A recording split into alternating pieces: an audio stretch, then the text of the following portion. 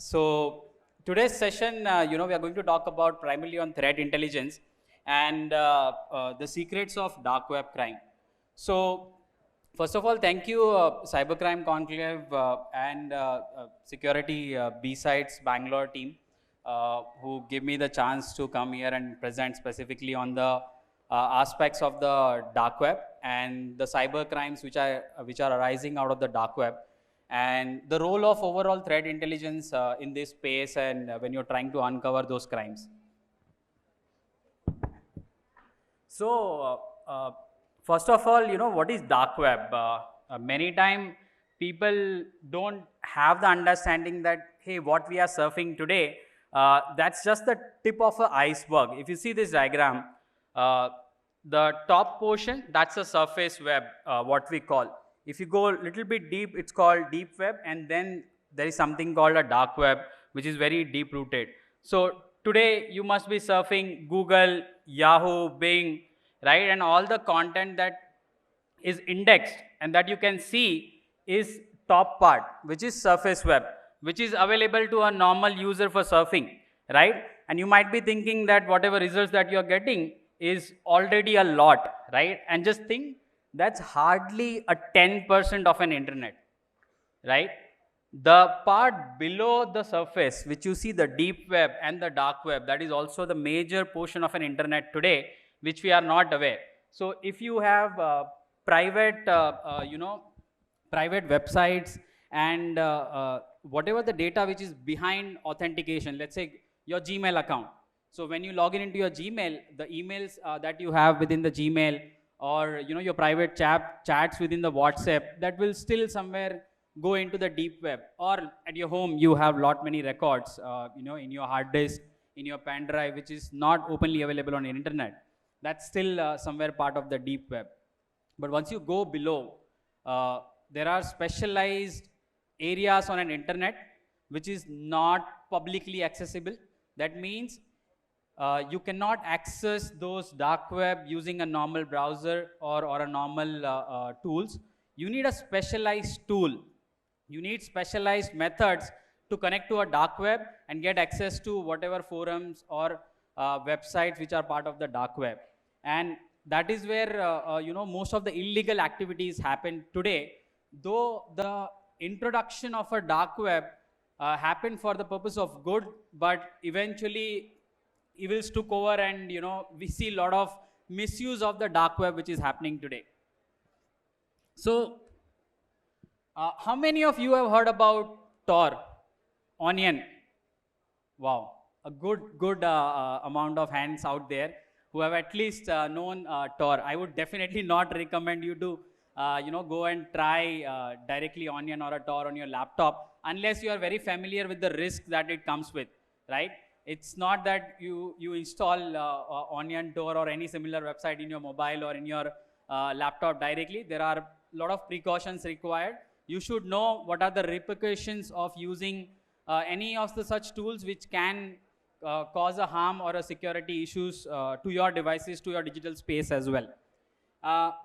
So to give you an idea, it's like an onion, right, which you keep peeling up, and it's multiple layers and layers of peeling into the onion.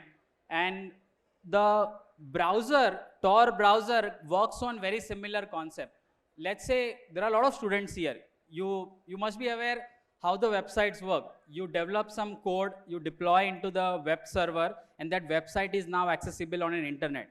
When I visit a website, when I visit a google.com, google.com knows my public IP.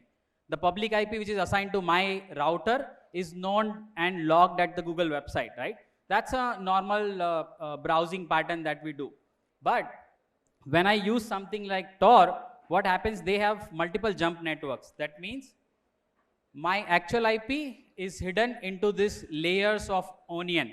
That means they have the jump networks. That means my actual IP will never be revealed to an end website which I am visiting. So initial days, the whole Tor browser was invented for journalists, because there was many risk to them when they start reporting on some crimes, and if their identity get revealed, it's a security risk to them, and that's where the Tor browser usage was started on initial days. So again, when you see the tools like Tor, it gives you an anonymity, it gives you an privacy, and there were legitimate use cases from a law enforcement agencies and from the journalism as well. But as we know, everything has a good side and the bad side both, and that's where the use of Tor or an onion became in the bad guy's hand, and that's why we saw the arises of the dark web. How many of you know what is, any one of you have access a dark web for any good activities?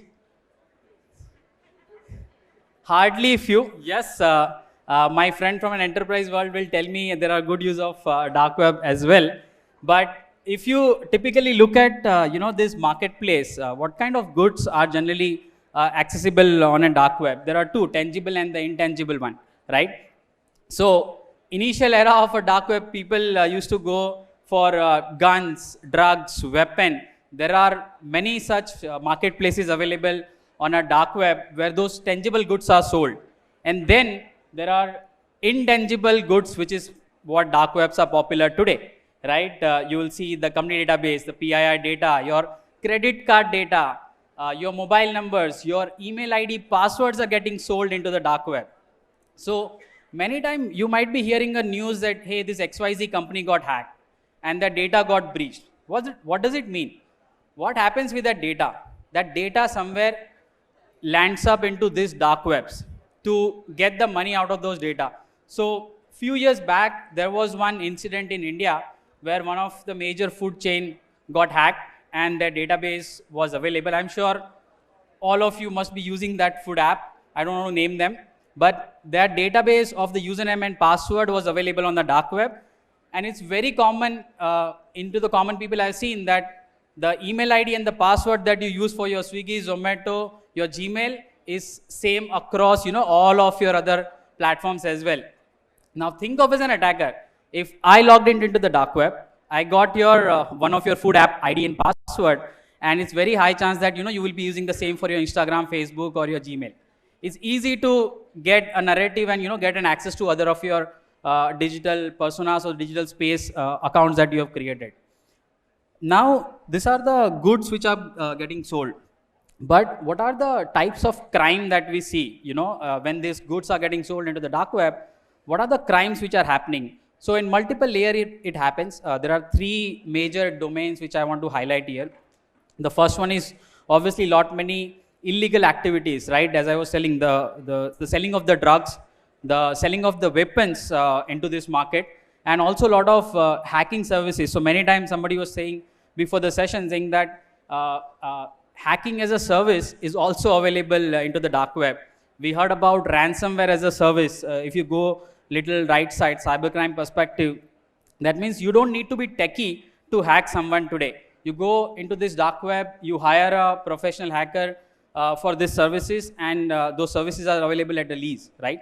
And from a malware perspective also, I have seen that I'm an attacker, I develop a malware. Now, if I keep infecting all of you one by one, it will take me months and years.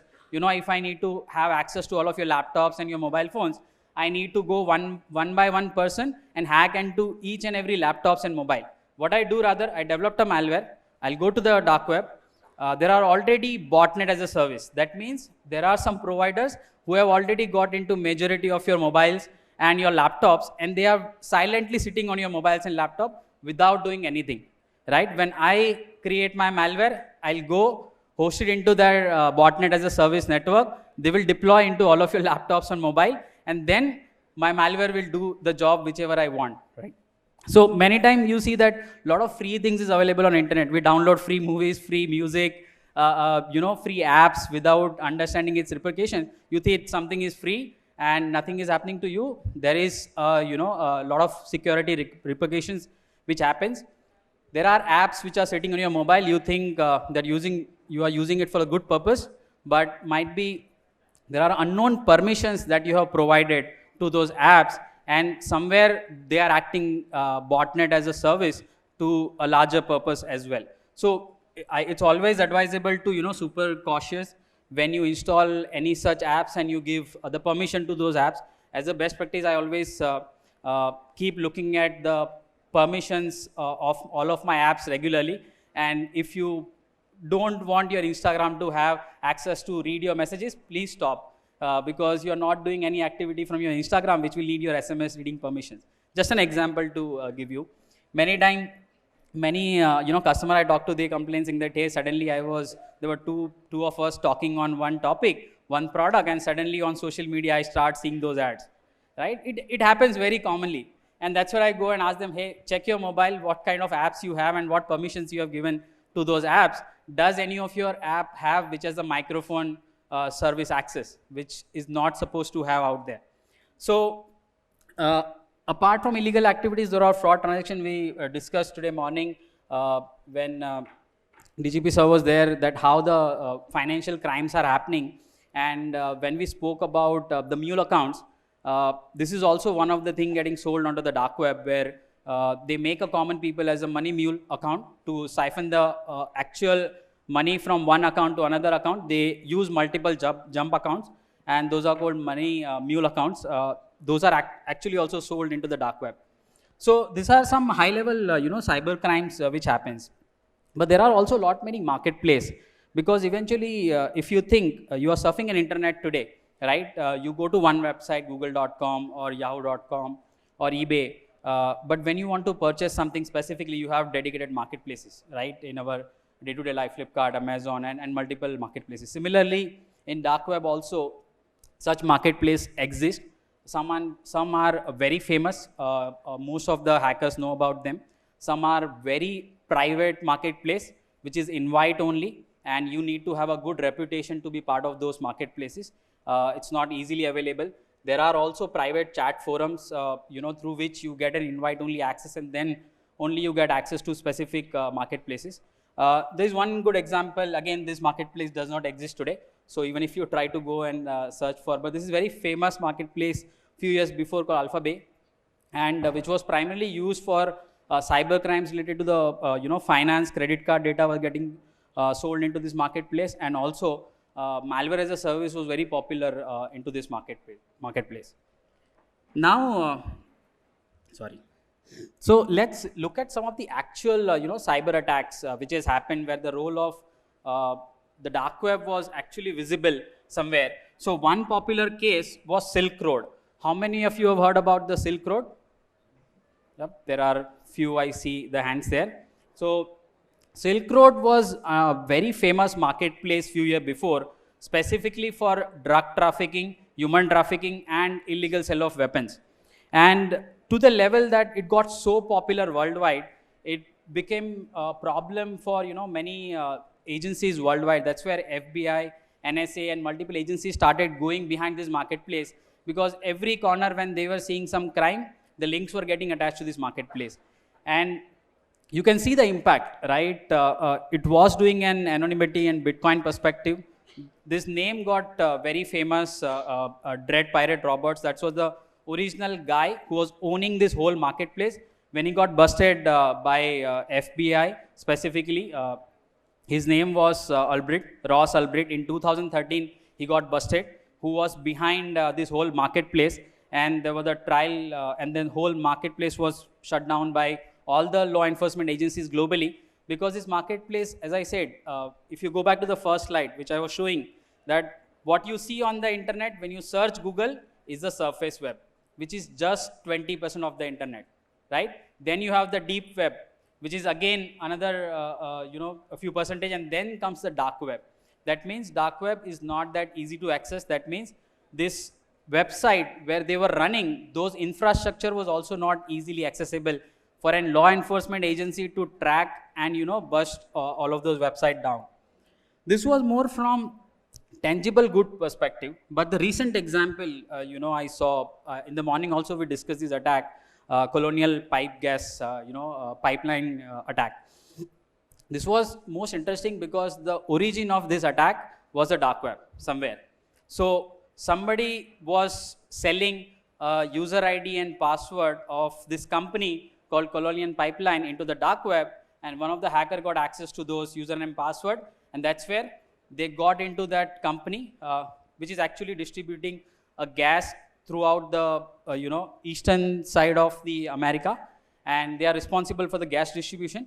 Somebody hacked into this company, installed the ransomware, right, and their whole operations was standstill. If you see the impact, consequences perspective, fuel shortage. The gas stations were running out of the gas in many areas of US because this company was completely standstill. The price spike was happening because the demand was going high, right? At the same time, because you have a disruption, and then they were demanding 4.4 million Bitcoin of US ransom. And there was a question debate whether we should pay the ransom or not to pay the ransom. This was the classical case where they ended up paying the ransom because a lot of law enforcement agencies came together. Eventually, they tried doing their best, but they realized that this was touching the human lives and the economy of a country as well, right? So in this situation, you have to decide whether to pay or not to pay. Sometimes you don't have that much disruption. You are an enterprise, few of your customer records are impacted, that's fine, you can recover someday. But when you have a situation like this, which is impacting larger perspective, you might end up paying for those ransomware as well. And this is a classic good example where something got originated from dark web and then became into such a huge cyber attack globally. Now, enough of the knowledge about this cyber attack and the dark web, but how do we fight this, right? How do we safeguard ourselves using this dark web perspective? So obviously there are many challenges that you have more from law enforcement agencies because the primary use case of the dark web is the anonymity, right? As I said, when you use the Tor browser in your mobile, in your laptop, the idea is that your original IP is hidden. Your identity is hidden into this web. That means if I'm visiting some XYZ website, nobody is going to track me back, saying that where this request has originated, originally. And that's the biggest challenge for, law enforcement agencies as well. And that's why I always tell that leave it to the expert. Don't try to, oversimplify, overcomplicate the things for yourself. If you get trapped into any of such crimes, there are expert people out there, who will help us out of this situation. Now, from an individual perspective, these are some of the best practices. Everybody will tell you that, hey, make sure, your passwords are secured. You keep changing your passwords regularly. Don't reuse the password. That's the biggest advice I keep telling, because still we have a habit. We don't remember the password. My Instagram password, Facebook password, LinkedIn password, all will be same. That's the common habit, across. And as I give you an example, your food delivery app got hacked. The password is available on the dark web. Some hacker will get that ID password, will try to access other of your, social media presence as well. So it's very important that we keep changing our passwords as well. But there is one more important step I want to call out apart from all the things which is listed here, is how do you know if your data is available on a dark web, right? If somebody has hacked into some of the system which is not in your knowledge. As I give you an example, food delivery app, right? You might not know because you has just created your ID and password into that account. Now, if they get hacked and that data is available in the dark web, how you will get to know? So there are many services, which I personally use. One of them is very popular, Have I Been Pawned, where you can go and type your email ID or your mobile number, and they track lot of databases across an internet which is available on a dark web. And if your data is getting hacked, you can go and check your email ID. Previously it used to be free service, now it's a paid service. There are other free services as well. I don't know name it here, but if you want some information, I can help you offline. Other most popular and very commonly available, which I also personally use, is the Google. So if any one of you has the Google One subscription, so Google One subscription also comes with one of the service called dark web monitoring. You can define your critical parameters like, hey, this is my email ID number 1, email ID 2, this is my mobile number, this is my date of birth. And they also have acquired many threat intel companies in last 5 to 10 years who keep monitoring this dark web.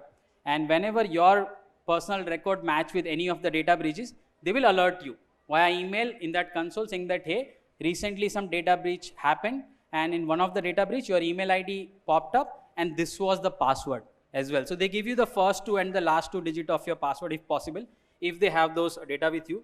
But at least you will come to know that how your data is getting leaked, whether your data is getting leaked or not, and if something happens, what you should be doing. Because you know that, hey, if my one of, let's say, LinkedIn got hacked or Instagram got hacked, and if my Instagram password was available on a dark web, I should immediately go and change my password, maybe have a 2FA, and make sure that the same password is not available in any other website. So at least this is the bare minimum we can do as an individual.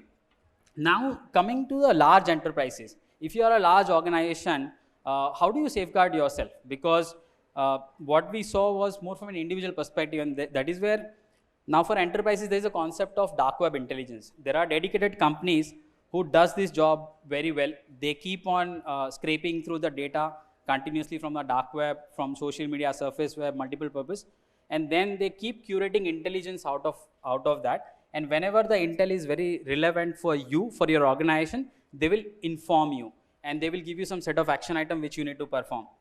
So what are the examples of dark web intelligence? So when I was saying that, hey, your individual data, similarly for large corporate also, their vulnerability data is exposed on an internet, and if some attacker is planning an attack on any other organization, generally there are forums where these attacks getting discussed. So they keep an eye on these forums, these IRC chat rooms, this popular marketplaces, and they keep curating those data, and whenever the records match, they will tell you. Few of the example I said, the leaked credentials, stolen data, zero-day exploit, targeted discussions. Let's say if somebody is planning to launch an attack on XYZ bank, they will alert you. Brand mention, if this is very popular for large banks, where let's say somebody has created a phishing page for your net banking website and is asking your customers to log in into that phishing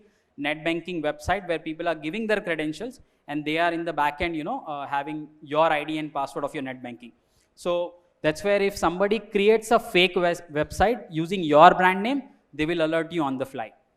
And zero-day exploit, as I was saying, if there is a new vulnerability which you also don't know in your software, and if somebody gets hold of it and trying to sell an exploit for it, there are intelligence services around that as well. Now, these are few of the applications, from the dark web intelligence perspective. You can use those intelligence for gathering the intelligence data, specifically, as I said, monitor those IRC chat forums, track the activities, who are planning to target a specific organization. You can gather the intel on specific threats, vulnerabilities, or threat actor. And coming to a mitigation perspective also, right? This is very important. If you take an example, RAW as an agency for India, what do? They keep an eye on external threats to the country, internal threats to the country. They keep curating information and create an intel out of it. But now let's say they curated an intel saying that, hey, there is a bomb threat in Bangalore Sunday 9 a.m. I'm just making it out. Don't be scared. But now this intel came and it should be passed to the right law enforcement agency to the right time. And they need to act upon it. Many times we hear there was an intel failure, the blast happened. This exactly applied in cyber case also. If you receive an intel, you need to act upon that intel as well. And that's why it's very important to mitigate the threats as well. If you know that something bad has happened, once you receive the information, you need to apply the right security controls in place so that the actual attacker will not be successful in hacking or attacking your organization. So quickly winding up, I know I have a timer there. So from the quick key takeaways, we saw what is dark web. There was a differentiator between the surface web, deep web, and the dark web.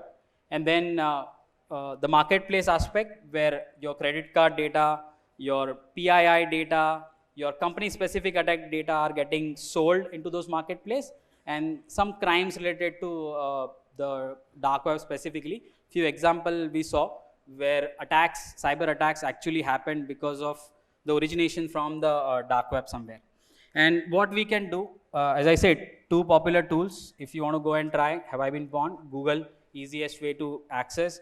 Go and try. Make sure you are monitoring your at least personal identified data for not having any presence into the dark web specifically.